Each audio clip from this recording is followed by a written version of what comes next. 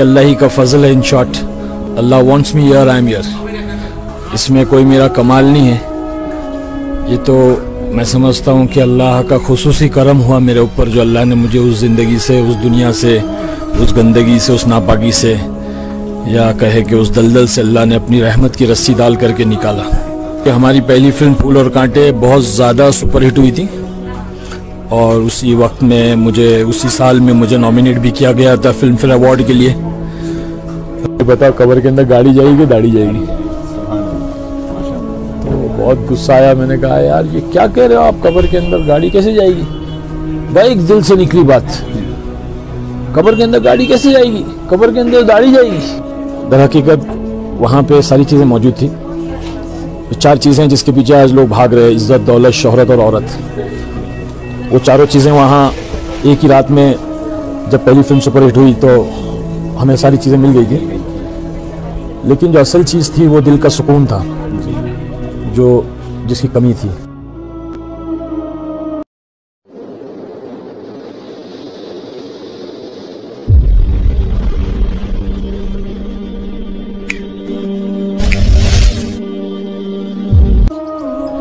अल्लाह ताला जिसे हिदायत देना चाहे उसको दुनिया की किसी गंदगी से, जहाँ वो रहते हैं, जो दुनिया अल्लाह के नज़दीक गंदगी होती है, गुनाह, ऐसी जगह, वहाँ से निकाल कर हिदायत की चोटियों पर पहुँचा सकते हैं। वरना बहुत सारे लोगों के लिए अंबिया ने भी कोशिशें की कि उनको हिदायत मिले, लेकिन अल्लाह का निज़ाम ऐसा रहा कि वो हिदायत से महरूम रहे। तो कुछ लोगों को हिदायत का जहन में भी नहीं होता और अल्लाह ताला उनको हिदायत से नवाज देते हैं। तो आज जो मेरे सामने शख्सियत बैठी हैं, आप उनसे वाकिफ़ होंगे, ख़ासकर नई जनरेशन तो शायद ना जानती हो। जो 90s में बॉलीवुड का शौक़ रखते थे, वो रॉकी नाम के एक शख्स को, एक कैरेक्टर को जानते थे कि जिनका रोल उसमें विलन का रहा था और उसके बाद भी उन्होंने बहुत सारे फिल्मों में काम किया। तो वो असल में मुसलमान ही थे, लेकिन चूँकि हर एक का शौक़ होता है दुनियावी एतबार से हम आगे जाए, हम दुनियावी एतबार से हमारा नाम हो, हमारी फेम हो, हमारी शोहरत हो। और शोबिज़ तो एक ऐसी दुनिया है जहाँ शोहरत सस्ती में मिल जाती है। हर एक नाम लेना चाहता है उनका और हर एक के वो फेवरेट रहते हैं, उनके फ़ैन फॉलोइंग रहती है। तो उसी दुनिया में एक नाम था रॉकी और वो कैरेक्टर बहुत चला था उन दिनों। तो 90s की दुनिया में जो उस वक्त वो देखते थे तो वो तो सब उनके पीछे रहते थे, उनका स्टाइल कॉपी करना और उनकी बातों का स्टाइल कॉपी करना, वो रॉकी का एक नाम था। तो वो हमारे सामने मौजूद हैं। वो दरअसल मुसलमान फैमिली से बिलोंग करते हैं और उनका नाम है आरिफ खान साहब। तो सबसे पहले तो मैं इनका खैर मुक़द्दम करता हूँ, वेलकम करता हूँ कि ये हमारी दावत पे हमारे यहाँ तशरीफ़ लाए, मॉडर्न स्वीट्स पे आए, मॉडर्न रेस्टोरेंट को देखने आए। तो सबसे पहले तो इनका मैं खैर मुक़द्दम करता हूँ कि तशरीफ़ लाए और उनका तहे दिल से शुक्रिया भी करता हूँ। और दिल चाहा कि आपसे भी इनकी एक मुलाकात करवा लूँ कि हमारे जहन के अंदर इस वक्त शोबिज़ में जाना और दुनियावी एतबार से कोई भी गंदगी बर्दाश्त करके आगे जाना, ये हमारे जहनों में होता है और ये वहाँ से उसको थूक कर वापस आए हैं। गर्ज़ की गोया मैं ये समझ रहा हूँ कि जिस चीज़ को इन्होंने थूका है हम उसको चाटने की कोशिश कर रहे हैं। तो मैंने चाहा कि ज़रा इनसे बात सुन के हम कि ये वहाँ से क्यों आए, जबकि पूरी दुनिया वहाँ दौड़ना चाहती है, वहाँ जाना चाहती है। तो यही वहाँ से क्यों निकले, किस लिए निकले, वहाँ पर इनका जी क्यों ना लगा। और मौलवी जैसी शक्ल, ये तो मौलवियों की शक्ल नहीं है, ये तो मुहम्मदुर रसूलुल्लाह सल्लल्लाहु अलैहि वसल्लम की शक्ल मुबारक इस तरह हुआ करती थी। तो अब हमने ये मौलवियों के लिए ख़ास कर दी है। तो यही शक्ल इख्तियार करने पे क्या किसी ने मजबूर किया कि कुछ और था, कि फ़िल्मी दुनिया में, बॉलीवुड की दुनिया में इनका जी नहीं लगा। तो हम तो ये ख़ुद नहीं बता सकते इसकी असल हकीकत और इसकी वजह क्या है, हमें आरिफ खान साहब ही बता सकते हैं। तो हम आरिफ साहब से ये ज़रूर पूछना चाहेंगे कि आप थोड़ी सी हमें अपनी कारगुजारी बताइए। फिल्मी दुनिया में रहे तो वहाँ कैसे हालात रहे और अब वहाँ से निकलने के बाद कैसे हालात आए, तब्दील होने का आपका क्या निज़ाम रहा, क्यों रहा, और आज आप उस दुनिया से निकलकर इतने साल हो गए, क्या कभी दिल में ख्याल आया कि मैं वापस जाता? तो मैं आरिफ साहब से गुजारिश करता हूँ कि हमें अपनी कारगुजारी से मुस्तफ़ीद फरमाए ताकि हमारे ईमान में भी ताज़गी हो और हम भी समझें कि कौन सी दुनिया अच्छी है। मोहतरम आरिफ साहब। अस्सलामु अलैकुम वरहमतुल्लाहि वबरकातुहू। नहमदु व नुसल्ली अला रसूलिहिल करीम, अम्मा बाद। फ़ाऊज़ु बिल्लाहि मिनश शैतानिर रजीम, बिस्मिल्लाहिर रहमानिर रहीम। व मन अहसनु क़ौलन मिम्मन दआ इलल्लाह व अमिल अस्सालिह व क़ाल इन्ननी मिनल मुस्लिमीन। सदक़ल्लाहुल अज़ीम। मोहतरम दोस्तों और मोहतरम ख़वातीन, अल्लाह जल्ल जलालुहु व मन वालहु का ये फ़ज़्ल है, एहसान है, उसका करम है कि अल्लाह ने मुझे हिदायत दी और मेरी ज़िंदगी के रुख को बदला। हमारे भाई आबिद साहब ने बहुत ज़्यादा तारीफ़ कर दी। असल में इस तारीफ़ के मुस्तहिक तो है ही नहीं। दर हकीकत बस ये अल्लाह ही का फ़ज़ल है। In short, Allah wants me here, I am here. इसमें कोई मेरा कमाल नहीं है। ये तो मैं समझता हूँ कि अल्लाह का खुसूसी करम हुआ मेरे ऊपर, जो अल्लाह ने मुझे उस ज़िंदगी से, उस दुनिया से, उस गंदगी से, उस नापाकी से, या कहे कि उस दलदल से अल्लाह ने अपनी रहमत की रस्सी डाल करके निकाला। वरना हमारी क्या बिसात और ताकत है कि हम उस चकमगाती हुई दुनिया से और चकाचौंध दुनिया, जहाँ पे इज़्ज़त, दौलत, शोहरत, हर चीज़ मैसर हो जाती है। और क्योंकि हमारी पहली फिल्म फूल और कांटे बहुत ज़्यादा सुपरहिट हुई थी और उसी वक्त में उसी साल में मुझे नॉमिनेट भी किया गया था फिल्म फेयर अवार्ड के लिए, best villain of the year. तो ये और बात है कि उन्होंने मुझे विलन का रोल दिया, वरना तो उस वक्त ऑडियंस का ये कहना था कि अजय देवगन को विलन होना चाहिए था और मुझे हीरो होना चाहिए था। लेकिन खैर, शक्ल में भी माशाल्लाह खूबसूरत। अस्तगफिरुल्लाह। ये अल्हम्दुलिल्लाह, मैं हो सकता है कि उस वक्त में अगर मैं हीरो होता तो शायद मैं वहाँ से निकलना बहुत मुश्किल हो जाता। तो अल्लाह ताला मुझे वहाँ बस भेज करके अपने दीन का काम लेना चाहता था, तो अल्लाह ने ले लिया। बस अल्लाह ले रहा है। आज हम कश्मीर में जो आए हुए हैं, ये मेरा पहला सफ़र है। माशाल्लाह बहुत खूबसूरत, बहुत हसीन है ये कश्मीर। जो हम सुनते थे कि जन्नत का जो है नमूना है, बेशक अपनी आँखों से हमने देखा यहाँ की खूबसूरती और यहाँ के लोग और यहाँ की मोहब्बत। अल्लाहु अकबर, बहुत दिल लग गया यहाँ पे। तो हम अल्लाह के रास्ते में आए हुए हैं, हमारी बाकायदा जमात है यहाँ पे और अल्लाह खूब काम ले रहा है। बहरहाल, हमारे आबिद साहब का ये कहना था कि हम वहाँ से कैसे निकले। तो असल में वॉइस ब्रेक हुई है।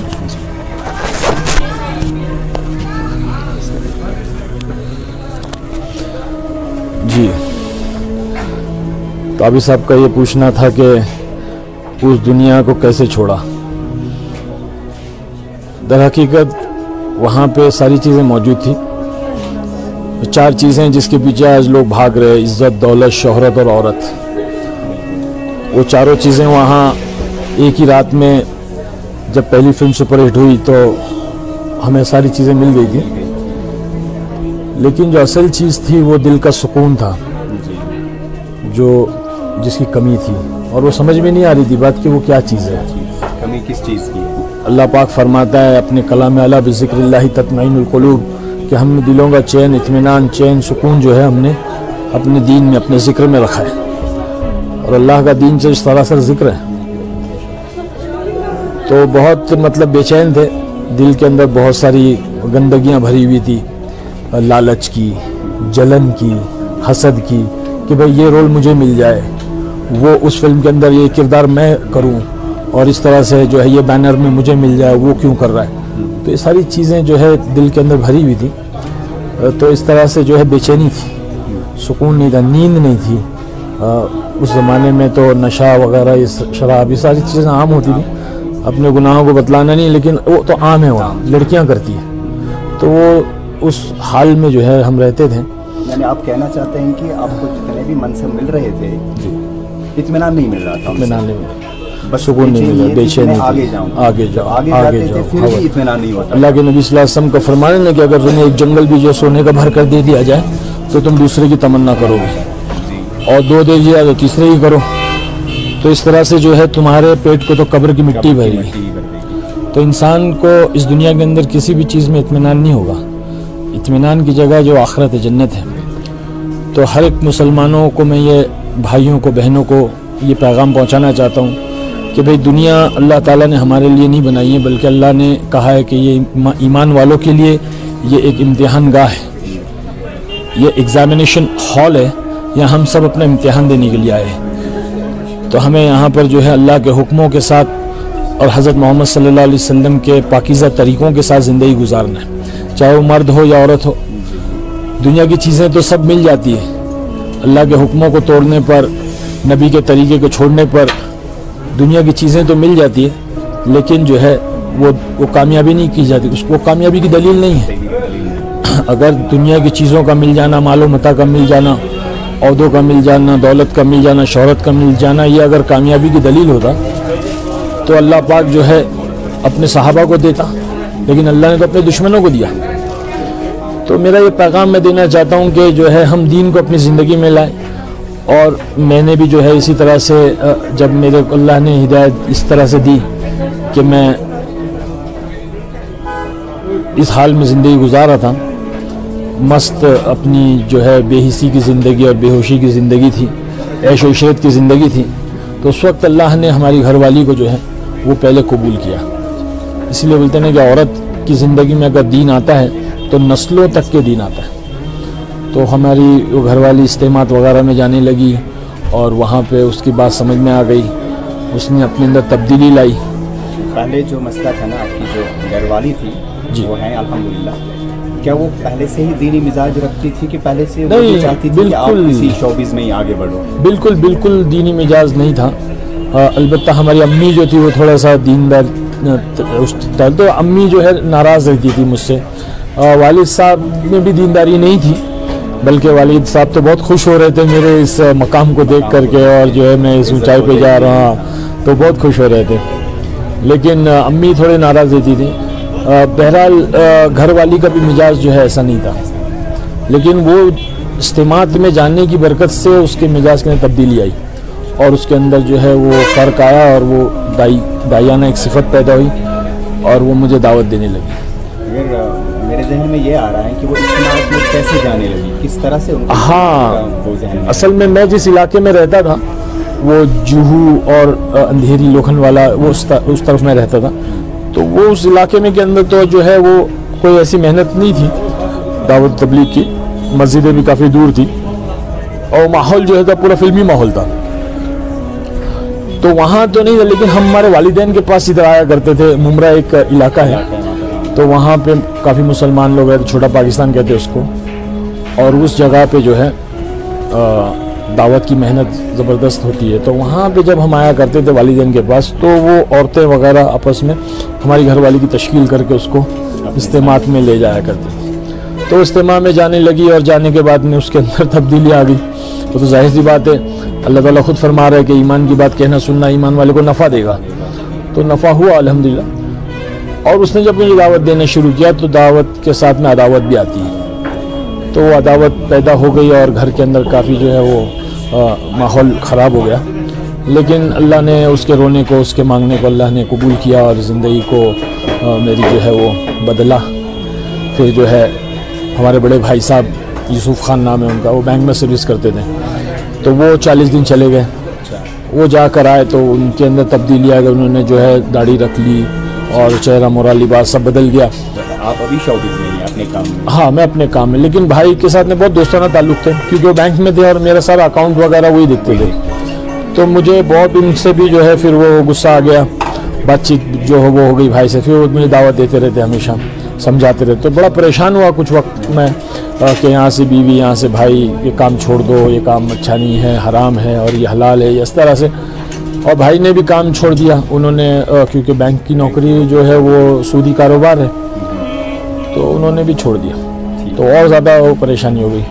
खैर फिर जो ऐसा हुआ कि एक दिन जो है कोई जमात आई और वो जमात के अंदर कोई एक अमीर साहब थे, अल्लाह वाले, सफ़ेद दाढ़ी, सफ़ेद लिबास, मैले कुचेले कपड़े, और वो बेचारे अल्लाह वाले थे। तो हमारे भाई ने उनसे कहा कि हमारा भाई जो है फ़िल्मों में काम करता है और वो जो है किसी जमात से मिलता नहीं है, तो क्या करना चाहिए। तो अमीर साहब बड़े हिकमत वाले थे, उन्होंने कहा कि जो है मैं मिलूँगा। और कब वो जाते हैं तो बताया कि सुबह 7 बजे जो है शूटिंग पर जाते, तो गाड़ी के पास में आके खड़े हो गए और आकर के सलाम किया। तो मैं समझा कोई फ़कीर होगा, तो मैंने जेब में हाथ डाले कुछ पैसे दे दूँ, तो कहा ना ना ना मुझे एक सवाल करना है। अच्छा। तो मैंने कहा क्या सवाल करना है, तो पूछिए। तो कहने लगे बताओ मरना है कि नहीं मरना है। अरे मैं बोला यार ये सुबह सुबह मरने वाली बातें कहाँ से आने लगी? चीचा ये कहाँ से आ गए, ये सुबह सुबह मरने की बातें कर रहे हैं यार। क्योंकि हमारी वो दुनिया के अंदर मरने का कोई तस्करा नहीं होता था ना, वो तो सब कहानियाँ होती थी बस। लेकिन हकीकत में जो है मौत का तस्करा अनजान नहीं होता, वहाँ पे इंसान जो है सरकश हो जाता है। तो बस ने फरमाया कि लज्जतों को तोड़ने वाली चीज़ मौत को कसरत से याद किया, वहाँ नहीं वहाँ मौत याद नहीं आती, नहीं करते, वहाँ याद भी नहीं करते, वहाँ तो आदमी मौत को भूल जाता है और वहाँ लज्जतों में डूब सकता है। लज्जतों में डूब जाए। तो बड़ा गुस्सा आया, मैंने कहा हाँ बैग, मैंने बोला हाँ पहले आपको मरना बाद में मुझे मरना। अच्छा आप मुझसे खुदाई अल्फाज कि पहले आप, मुझे मालूम है जैसे उसको मरना है कि मुझे, मतलब पहले आपको मरना फिर मुझे मरना। तो कह लगे हाँ पहले मुझे मरना बाद में आपको मरना। अच्छा ही बताओ कब्र के अंदर गाड़ी जाएगी दाढ़ी जाएगी? तो बहुत गुस्सा आया, मैंने कहा यार ये क्या कह रहे हो आप, कब्र के अंदर गाड़ी कैसे जाएगी? भाई दिल से निकली बात, कब्र के अंदर गाड़ी कैसे जाएगी, कब्र के अंदर दाढ़ी जाएगी? ये आप उनको जवाब दे रहे हैं? हाँ कब्र के अंदर गाड़ी कैसे जाएंगी, कब्र के अंदर दाढ़ी जाएंगी? यानी ईमान का नूर वहाँ मौजूद है जिससे बात नहीं कर रहे हैं। एकदम बैग है, क्या दिमाग खराब हो गया आपका? चाचा क्या कह रहे हैं आप, कब्र के अंदर गाड़ी कैसे, कब्र के अंदर दाढ़ी जाएगी? हाँ कब्र के अंदर गाड़ी नहीं जाएगी, कब्र के अंदर दाढ़ी जाएगी। तो गाड़ी वाली जिंदगी के लिए वक्त ज़ाया क्यों करते हो? दाढ़ी वाली जिंदगी क्यों नहीं इख्तियार करते? दाढ़ी वाली जिंदगी तो जनाब रसूलुल्लाह सल्लल्लाहु अलैहि वसल्लम की जिंदगी। बस ये कह के बंदा चला गया और मैं जो है देखता रहा कि यार क्या कह के चला गया। अब पूरा रास्ता जो है मेरे जहन में वही बात घूम रही है, गाड़ी गाड़ी वाली जिंदगी असर इम्पैक्ट पड़ गया। बिल्कुल वो दिल से निकले जो असर रखती हैं पर नहीं ताकत परवाज़ मगर रखती। बस वो सोचता रहा, फिर उसके बाद में दिल नरम हो गया। That was my turning point. वहाँ से मुझे जो है चोट लगी दिल पे और वो अल्फाज के तीर जो जाके दिल में चुभ गए। बस उसके बाद में फिर एक जमात है इंग्लैंड से, वहाँ पे एक डॉक्टर साहब थे, बहुत बड़े सर्जन थे। तो हमारे भाई साहब उनका विजिटिंग कार्ड लेकर आए, बोले थे इंग्लैंड से जमात आई हुई है और नौजवान आपसे मिलना चाहते हैं, यार एक बार तो मिल ले उन लोगों से, वो जो है फ़ैन है, सारी फिल्में देखी हुई है। तो मैंने कहा ठीक है, पहली बार मैंने किसी को इनवाइट किया कि ठीक है मिले। तो डॉक्टर साहब आए तो मैंने सोचा कोई सूट बूट में होंगे ना डॉक्टर साहब, तो देखा तो क्या है कि मौलवी साहब आ रहे हैं, अमामा वगैरह बात के। आपके ज़हन में एक शक्ल थी ना दीन के साथ, तो इसका कोई ताल्लुक ही नहीं होगा। लेकिन होते हैं वो जो मदरसे पढ़े हुए तबलीग में हो, जो दुनिया का कोई काम ना करे, आपके ज़हन में ये एक तस्वीर बनी होगी ना उसमें। तो वो देखकर हैरान हो गया कि यार ये अच्छा ये है क्या डॉक्टर साहब कि मौलवी साहब जैसे डॉक्टर होते। अब वो मौलवी साहब डॉक्टर है, डॉक्टर मौलवी समझ में नहीं आया, लेकिन उन्होंने इंग्लिश में बात की क्योंकि उनको उर्दू नहीं आती थी। इंग्लैंड की जमात थी, इंग्लिश में पूरे 1 घंटे बात की, बहुत अच्छा लगा सुन के। पहली बार जो ऐसा नरम हुआ दिल। और तश्कील उन्होंने मेरी 4 महीने चिल्ले की नहीं की, बल्कि उन्होंने जो है मुझसे कहा कि मरकज़ में आप आके हमारे साथियों से, हिकमत थी, साथियों से मिलने, नौजवान हैं आपके फ़ैन हैं, आपका ऑटोग्राफ लेना चाहते हैं, आपसे मिलना चाहते हैं। तो मैं पहुंचा मरकज़ दूसरे दिन, इज्तिमा हफ्तेवार इज्तिमा का दिन था, मरकज़ पहुंचा। जैसे ही मैं अंदर घुसा तो वो बच्चे, वो रॉकी आ गया। आपका नाम ही अब रॉकी नहीं पड़ गया। उस वक्त वही ज़्यादा फेमस है, जैसे अमजद खान को आज तक लोग गब्बर सिंह ही कहते हैं, तो उस तरह से टैग लग गया था रॉकी का। तो मैं फिर अंदर गया, मुझे कमरे में ले जा करके बैठाया लोगों ने, और वो जो है बयान चल रहा था, तो उसमें जो है वो कह रहे हैं कि दीन में अल्लाह ने कामयाबी रखी है। तो मुझे दीन मतलब नहीं मालूम था, मैं समझा दिन, डे। अच्छा, डे एंड नाइट। जो दिन कह रहे थे आप डे समझ? हाँ मैं दिन समझ। तो मतलब यार हमारे वहाँ तो यार रात में कामयाबी है, इनके वहाँ दिन में कामयाबी, दिन में कामयाबी निकल रही है। तो ऐसी बात जहन में आ रही, कुछ समझ में तो आया नहीं, पूरा बयान ऊपर से गया। खैर उसके बाद वो साथी आए, माशाल्लाह खूबसूरत नौजवान थे सब, इंग्लैंड के गोरे गोरे साथी, अमामा वगैरह बांधे हुए थे, सब मिले, मौन का किया, गले लगे और ये वो ऑटोग्राफ लिया। फिर मैंने कहा मैं चलता हूँ। तो वो इसरार किया खाना खा के जाओ हमारे साथ। तो खाना खाए माशाल्लाह। अभी हाल ही में इंतकाल हुआ हमारे मौलाना सोहेब साहब, महाराष्ट्र के ज़िम्मेदार। उस वक्त में वो नौजवान थे और वो इमामत करते थे मरकज़ में। तो वो अपने हाथों से रोटियां बना रहे थे, मुझे अच्छी तरह आया थे। पहली तबलीग की रोटी जो खाई मैंने उनके हाथ की हाथ। तो वो मौलाना सोहेब साहब अभी इंतकाल हुआ माशाल्लाह, तो अल्लाह उनके दर्जात को बुलंद करे। तो भाई फिर उसके बाद में क्या हुआ कि निकलता हूँ तो कहने लगे नहीं आज अल्लाह के घर की चटाई में सो जाओ। अच्छा, अब बात आगे पहुंची। अब बात आगे बढ़ी। वो कहते ना कि तबलीग वालों को उंगली दो तो फिर पूरा हाथ पकड़ लेते हैं और बात पूरा जन्नत में ले जाते फिर। तो वो कहने लगे कि भाई खाना आज अल्लाह के घर की चटाई पे सो जाओ, अल्लाह के घर की चटाई पे सो जाओ, आप तो भाई नरम गद्दों में सोते हो, एयर कंडीशन कमरों में सोते हो। इसका मज़ा भी चख ले। बहुत एकदम दिल में ना ऐसी घबराहट से होने लगी, यार ये बार बार अल्लाह के घर की चटाई, अल्लाह के घर की चटाई। बोले ठीक है भाई मैं सो जाता हूँ। तो सोने से पहले है ना वो मशवरा हुआ कि जो लोग अल्लाह के रास्ते में आए हुए, जमातें आई हुई, उनकी निगरानी के लिए जो जागेगा तो उस आँख के ऊपर जो अल्लाह पाक जहन्नम की आँख हराम कर, तो ये हदीस सुनाई। तो बहुत असर हुआ, मैंने कहा कि ठीक है इंशाल्लाह मैं भी करूँ, मैं भी जाऊँगा। अच्छा, यानी इतना ताइया हाँ पैदा हो गया कि हाँ बचना है भाई। जिसके तस्वुर में दीन और दिन में कोई फ़र्क नहीं नज़र आ रहा था, लेकिन असरात ऐसे हो रहे थे कि जहन्नम की अब वो खौफ आ रहा था, उससे बचने का इरादा। बिल्कुल। तो मैंने कहा ठीक है। मैं तो 2 बजे साथी ने आकर के उठाया। हमारे वहाँ पे वो फारूक जनाब एक बंदे हैं माशाल्लाह, साथी टीचर है वो, तो आकर के उठाया। बोले आरिफ भाई आप जो है वो आपने कहा था। तो मैं हाँ उठ गया। उठकर मैं जो है मरकज़ के दरवाजे पर बैठ गए, तो वो अल्लाह रसूल की बात करनी शुरू की। तो इतने में कुछ साथी जो पहली सफ में तहज्जुद में रो रहे थे, तो वो रोना जो है अजीब सा लग रहा था, एकदम डर सा लग रहा था, वो रो रहे थे। तो मैंने पूछा भाई ये क्यों रो रहे, क्या बात है, इनको क्या हुआ, इनको क्या हो गया, मसला क्या है। वो कहने लगे कि बोले ये जो यही तो काम है। बोले मतलब क्या काम, कि बोले सारी इंसानियत के लिए रो रहे हैं, मुसलमानों के लिए रो रहे हैं।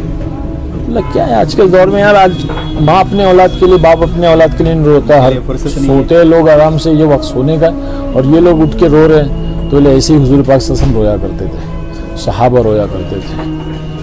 तो उन्होंने चंद बातें बताई। तो फिर उसके बाद मैं उठा, जाके मैंने वज़ू करके 2 रकात नमाज मैंने पढ़ी, और पढ़ के जो है मैंने अल्लाह से दुआ की, अल्लाह अगर ये सच्चे, अल्लाह मैं तो गुनहगार हूँ, ये तो पक्की बात है, वो तो मैं जानता ही हूँ, मतलब इकरार कर रहा हूँ, अपने इकरारी मुजरिम इकरार करूँगा, अल्लाह मैं तो जानते ही हूँ कि मैं गुनहगार हूँ। क्योंकि बहुत बुरा हाल हो गया था, नमाज नहीं, कुछ नहीं, जुमा नहीं, रमज़ान आता तो पता नहीं चलता था। तो अल्लाह मैं तो गुनहगार हूँ, तू लेकिन ये बता अगर ये सच्चे हैं और इनका काम सच्चा है और इनका रोना सच्चा है, तो अल्लाह तू मुझे हिदायत और इनके साथ जोड़ दे। बस ये बात निकल गई मुंह से। बोलते हैं ना अल्लाह ताला निकालता है, मेरी तलब भी किसी के करम का सदका है, ये कदम उठते नहीं उठाए जाते, वो ऑटोमेटिकली वर्ड्स निकल गए, और जो है मैंने अल्लाह से मांगा, मैं सो गया। तो जब मैं सोया हूँ आबिद भाई, वो जो फजर की अजान में आँख खुली है, तो ऐसा लगा जैसे कि भाई मैं कहाँ आ गया, मक्का मदीना में आ गया। और वो बंदा गफ़ार, अब्दुल गफ़ार एक बंदा बच्चा, बहुत अच्छी अजान देता, बिल्कुल मक्का की मदीने की अजान की कॉपी करता था वो। तो ऐसे जो है एकदम रूह खिल गई, और जो सुकून जो मैंने कहा अपनी बात में, मैंने शुरुआत की कि सुकून ज़िंदगी में नहीं था। अल्लाह ने उस चटाई के ऊपर जो नींद अता फरमाई, यूँ कहें कि वो नींद ने ज़िंदगी को बदल दिया। और बस फिर उसके बाद में फजर की नमाज़ पढ़ी, नमाज़ पढ़ने के बाद में 3 दिन का इरादा, बयान के बाद में 3 दिन का इरादा किया। तो मुझे एक इलाका है वहाँ करीब में तलोजा, वहाँ 100% मुसलमान रहते हैं, दावत का काम 100%, और इतना ज़बरदस्त गांव है छोटा सा, हर घर में फजर के बाद में आपको कुरान की तिलावत की आवाज़ सुनाई देगी। एक मस्तूरा 3 दिन में हमने नहीं देखी वहाँ पे बाहर, और अगर एक आध नज़र भी आ गई तो पूरी कंप्लीट ढकी हुई, पूरी ढकी हुई।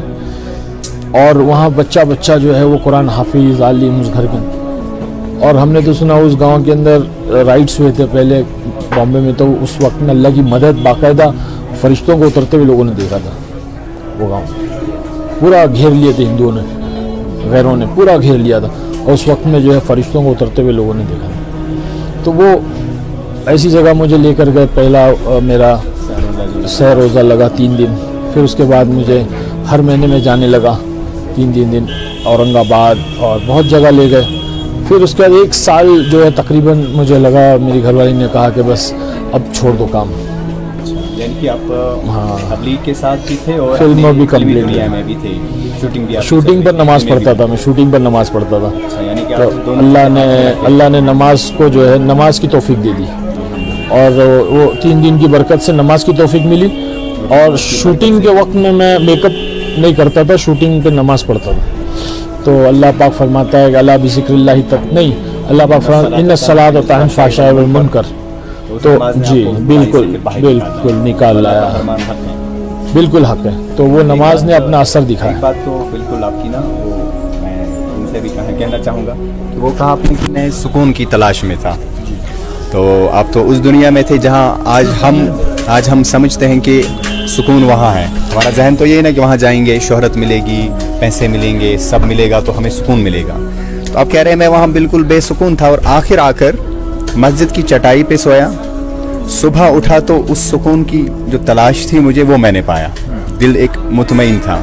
ये बात बिल्कुल हम सब उनको जानते हैं, जुनैद जमशीद मरहूम रहमतुल्लाह ताला उनकी मगफिरत फरमाए। वो भी एक बयान में फरमाते हैं कि मैं सुकून की तलाश में 7 स्टार होटलों में फिरा करता था। आखिर जब तबलीग में निकला 3 दिन के लिए तो वहाँ चटाई पे सोना पड़ा। 7 स्टार होटलों में मुझे वो सुकून नहीं मिला जो मुझे उस चटाई पे मिला। तो ये आप दोनों की बात जो मिल रही है, क्योंकि आप एक ही दुनिया के लोग हो, आप दोनों, एक नाम था आपका, इज्जत थी, पैसे थे, लेकिन आप दोनों की ये बात मिल रही है। वो आप हमें ये कहना चाहते हैं कि वहाँ ना जाओ, यहाँ आओ, अगर तुम्हें दिल का इत्मीनान चाहिए। अल्हम्दुलिल्लाह, ये तो बहुत बड़ी बात है। तो आजकल हम जैसे लोगों को ये समझना चाहिए कि जो वहाँ थे वो सुकून की तलाश में यहाँ आ गए। तो हमने अब अपने आप को अगर बेसुकून करना है तो वहाँ चले जाइए जिसको ये जैसे लोग थूक के आए हैं। तो हम Thanks for watching. Don't forget to like, comment, share and subscribe to Abid Rashid.